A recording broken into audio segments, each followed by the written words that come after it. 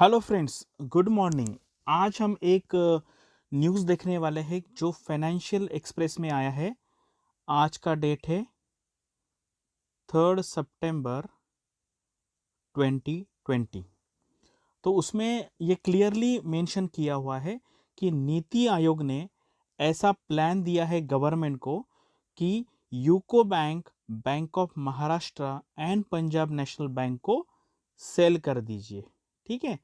And ये news आज ही नहीं आया है, बहुत महीनों से, मतलब 2-3 महीनों से ये न्यूज़ आप न्यूज़पेपर में पढ़ रहे हो, ट्विटर पे देख रहे हो, फेसबुक है, या सब जगह पे आ रहा है। लेकिन आज के डेट पे फाइनेंशियल एक्सप्रेस के फ्रंट पेज में है, आप जाके देख सकते हो। उसके बाद उन्होंने कहा है कि ये हो जाने के बाद फिर बैंक ऑफ इंडिया का नंबर आएगा, यूनियन बैंक ऑफ इंडिया का आएगा, Indian Overseas bank, central bank of India, Indian bank. इसका मतलब है आज के डेट में जो हमारे पब्लिक सेक्टर बैंक्स है 12, उसमें से सिर्फ 4 रहने वाले हैं। वो कौन से रहने वाले हैं ये भी इस न्यूज़पेपर में दिया हुआ है। ठीक है, हम देखते हैं यहाँ पर। देखो उन्होंने क्या कहा है। The think tank has asked the government to retain control over the country's top 4 state run lenders, that is SBI, Punjab national bank, bank of Baroda and Canara bank.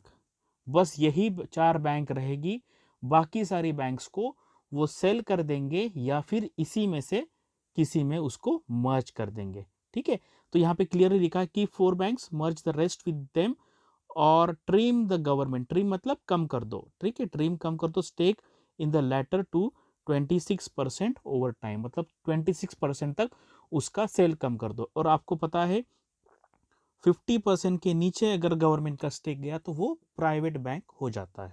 ठीक है, तो यहाँ पे ये सारा उन्होंने दिया हुआ है। तो मैंने पेपर का जो काफ़ी बड़ा न्यूज़ है उसके मैंने स्क्रीनशॉट लेके आपको यहाँ पे दिया, तो आपको बहुत आराम से पढ़ना पड़ेगा ये। तो मुझे ये जो 3 बैंक है स्पेसिफिकली, ये 3 बैंक में से स्केल 1 ऑफिसर के, स्केल 2 ऑफिसर, स्केल 3 ऑफिसर्स ने मुझे कॉल करके पूछा कि सर अब हमारा क्या होगा। ठीक है, तो इसमें से बहुत सारे जो ऑफिसर्स है उन्होंने पहले ही ये जो एसबीआई का सर्कल बेस्ड ऑफिसर है ये पोस्ट के लिए अप्लाई कर दिया है। और आपको जानकर आश्चर्य होगा कि कुछ इसमें से स्केल 2 ऑफिसर भी है, कुछ 3 भी है, कि जिनको डर है आगे प्राइवेटाइजेशन होने के बाद हमारा क्या होगा। और जो जो लोग एलिजिबल है उन्होंने जो आरबीआई असिस्टेंट का नोटिफिकेशन आया है वहां पर भी अप्लाई किया। और नेशनल हाउसिंग बैंक है, नाबार्ड है, सेबी है, आरबीआई है, जो जो ऑर्गेनाइजेशन, ये सारे ऑफिसर्स को और स्टूडेंट को ऐसा लगता है कि जो स्टेबल है, जो आगे फ्यूचर में जिनका प्राइवेटाइजेशन नहीं होगा, वहां वो अप्लाई कर रहे हैं। ठीक है, तो ये न्यूज़ है, मैं आपको धीरे धीरे बता दूंगा। उन्होंने क्या लिखा देखो, to be privatised on a priority basis, मतलब इतनी जल्दी हो चुकी है कि इनको जल्दी से जल्दी प्राइवेट कर दो। ऐसा रिकमेंडेशन आया है नीति आयोग से, कि जो हमारा थिंक टैंक है हमारे कंट्री का। ठीक है, तो उन्होंने कहा है कि मैक्सिमम 4 जो प्लेयर्स रहेंगे वही रहेंगे। एंड क्या दिखा यहाँ पर, a list of which will be soon place before the cabinet for the clearance. कुछ लोगों का कहना है कि ये ऐसा रूमर चल रहा है, ऐसा है वैसा, लेकिन आज फाइनेंशियल एक्सप्रेस, ये अच्छे एक मतलब रिस्पॉन्सिबल ग्रुप का बिजनेस न्यूज़पेपर है, उसके फ्रंट पेज पे आया है, तो कुछ ना कुछ इसमें सब्सटेंस होगा ऐसे मुझे लगता है।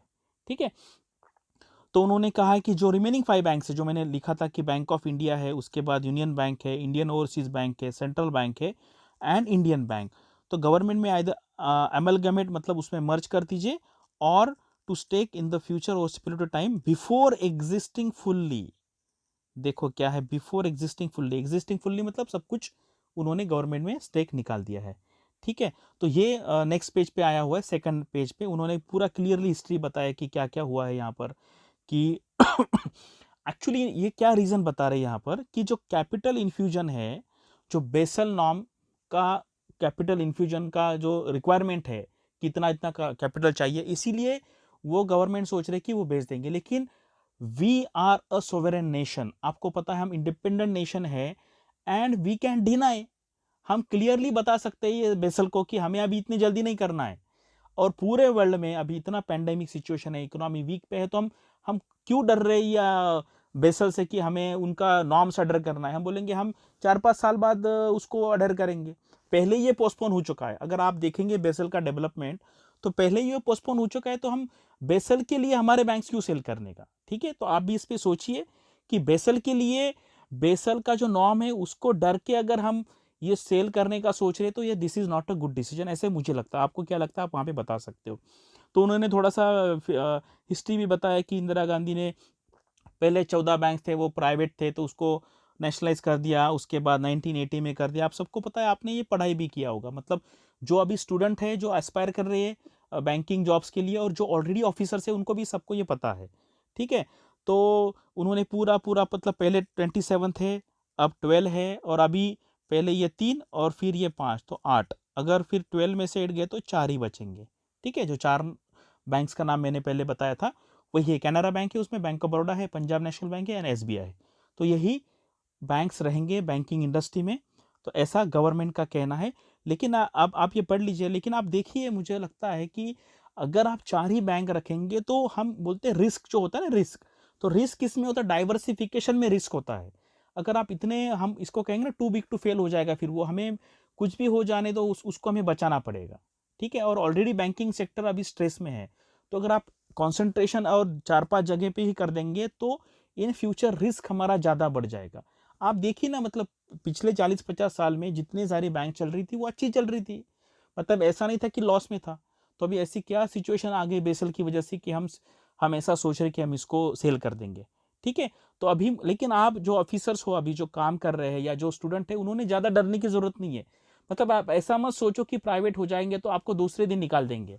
ठीक है, आप IDBI का भी एग्जाम्पल ले लो। IDBI का स्टेटस क्या है, अगर आप देखेंगे तो वो कंफ्यूज स्टेटस में है।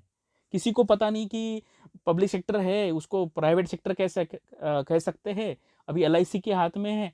तो मैंने उसके कुछ ऑफिसर से डिस्कशन किया, वो बोलते हैं हमें कुछ नहीं लेना देना, जब तक मुझे सैलरी मिलती है it actually doesn't matter whether that bank is government bank और प्राइवेट बैंक। ठीक है, तो IDBI में सैलरी भी लोगों को अच्छी मिल रही है। और मुझे याद है इनिशियली जो लोगों को IBPS में सबसे हाईएस्ट मार्क आते थे, तो सबसे पहले IDBI बैंक रहता था। तो बहुत सारे स्टूडेंट है जो मुझे पता है कि जो ऑल इंडिया रैंक 1 2 3 4 5 10 में था, उनका रैंक उन्होंने IDBI फर्स्ट प्रेफरेंस दिया था इनिशियल जब IBPS का रिक्रूटमेंट होता था तब। तो इसलिए आपको इतनी डरने की ज़रूरत नहीं है। बस वो साइकोलॉजिकली ऐसा लगेगा, अगर ऐसा होता है कि ये बैंक प्राइवेट हो गया तो मेरे जॉब का क्या होगा, आपको किसी को नहीं निकालेंगे। काफ़ी सारी यूनियन बनेगी, स्ट्रांग यूनियन बनेगी, इतनी सारी बैंक से, तो उनको उनकी एक ही यूनियन बनेगी अच्छी स्ट्रांग। इतना इजी भी नहीं है, आगे इलेक्शन आने वाला है। तो इसलिए आप डरिए मत कि आप बैंक प्राइवेटाइजेशन हो जाएगा और आपको निकाल देंगे, ऐसा बिल्कुल नहीं होगा। एंड साइमल्टेनियसली आपको क्या करना है, अगर आपके पास ऑप्शन है, आपका एज है, तो आप जो अदर बैंक्स लगते हैं आपको जो सेफ है, या अदर फाइनेंशियल इंस्टीट्यूशन लगते हैं जैसे RBI है, नाबार्ड है, SEBI है, नेशनल हाउसिंग बैंक है, PFRDA है, तो ऐसी ऑर्गेनाइजेशन अगर आप लगती है, आपकी पढ़ाई करने की तैयारी है, तो आप उसकी तैयारी कर सकते हो। ठीक है, thank you for watching this video, all the best. And आपकी जो रिलेटेड फ्रेंड्स है या आपके कोई एम्प्लॉय है तो उनको आप ये वीडियो सेंड कर सकते हैं, और आपकी कमेंट्स यहाँ पे डालिए, या फिर हमें पता चलेगा कि क्या लोगों का क्या ओपिनियन है इसके बारे में। ठीक है, थैंक यू वेरी मच।